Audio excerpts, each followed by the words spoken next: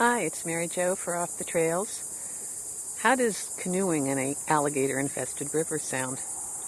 Or hiking to the top of a South Florida mountain?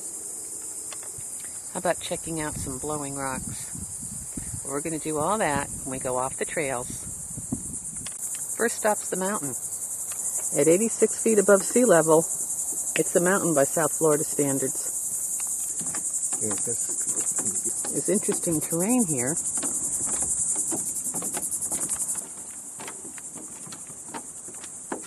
This isn't what you usually see in South Florida.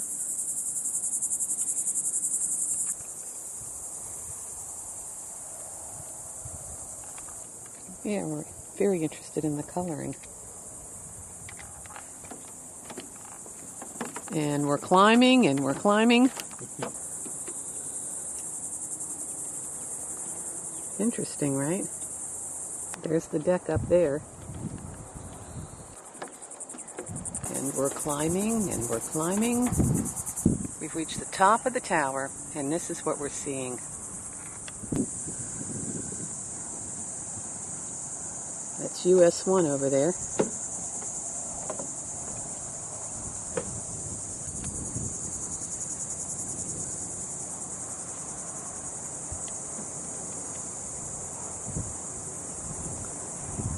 You can see really far. And that's the ocean out that way.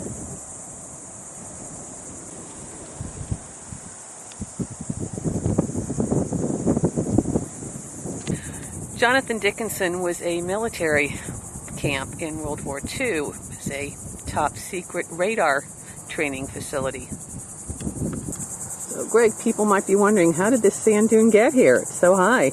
Well, yeah, it was formed when actually sea levels out here, you can see, were much higher. They actually came all the way into here.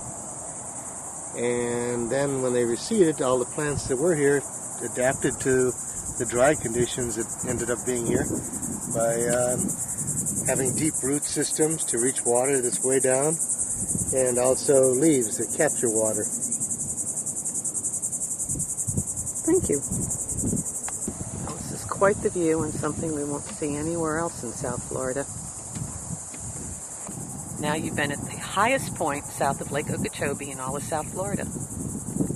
Here's a remnant of Camp Murphy, that World War II training camp. The camp had over 1,000 buildings, including a bowling alley, a movie theater, a bank, and a church. Jonathon Dickinson was a Quaker who was shipwrecked in the 1600s, and he wrote a book about his experiences, and this is the area where he first came ashore. So what is there to do here? There's hiking trails, biking trails, camping, picnicking, boating, fishing, an eco tour, canoeing, and wildlife viewing. That should keep us busy for a couple of hours anyway. Let's check out the visitor center. There's plenty of events going on this weekend. Welcome to the real Florida. We're going to do some discovering.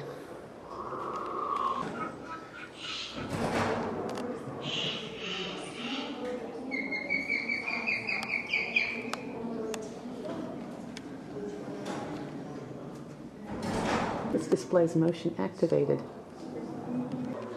This gentleman is Trapper Nelson, and we'll be going to his campground later on. He was called the Wild Man of the Loxahatchee. This is the Gopher Frog. This is a Florida scrub jay. Interesting one here. Lunchtime. There's a lot of interactive exhibits here for all those fisher people out there. These are what you would find in the river. 116 native orchids to Florida. Wow. Yeah, there's a lot to see.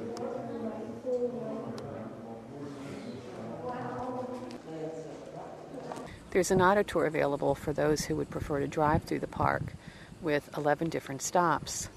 This is stop number 8, the boat ramp. This is the Loxahatchee River, and it comes from Seminole word meaning turtle river. Most of the trees along here are mangrove. There's a possible osprey nest.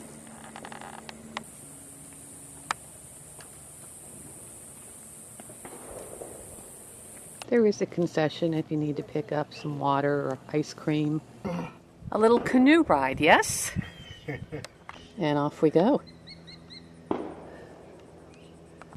we're out here on the river.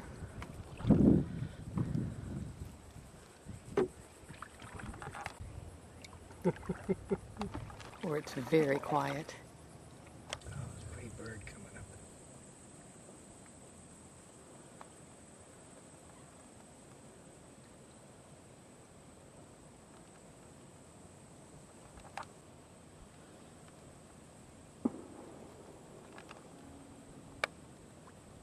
It's an ibis.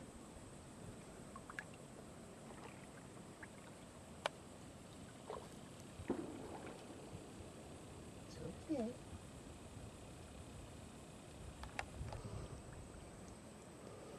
Well, again, this is the real Florida. We are completely alone on the river.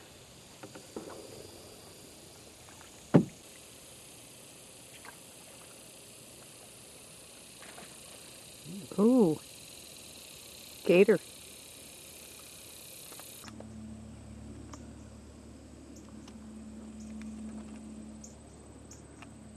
So peaceful. Some pretty flowers, and there's an ibis. We're paddling up Kitching Creek now. Kitching Creek was named for one of the pioneer families, the Kitchings. And the scenery is still so pretty.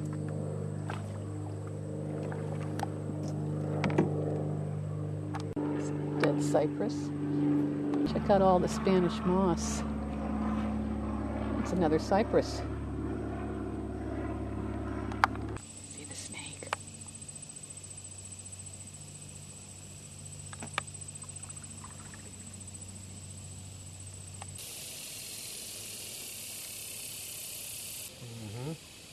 Something's using that little trail. It's pretty enough for a picnic. It sure is.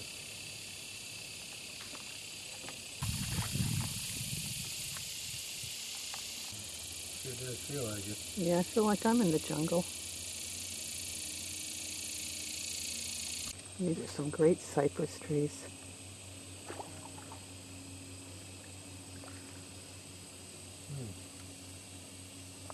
On the right. Oh yeah.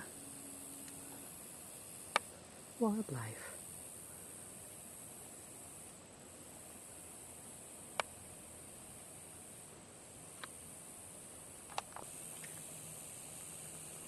Oh, there was one.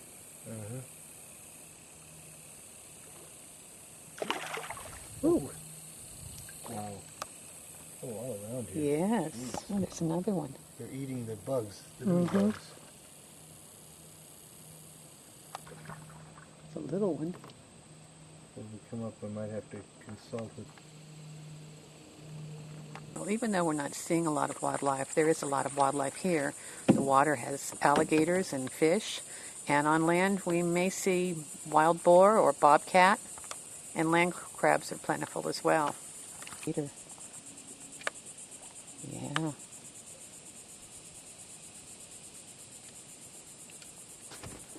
There's an osprey nest.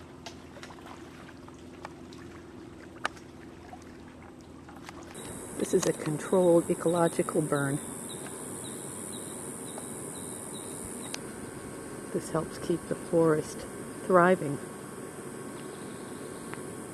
By getting rid of undergrowth, it tends to prohibit the growth of the forest.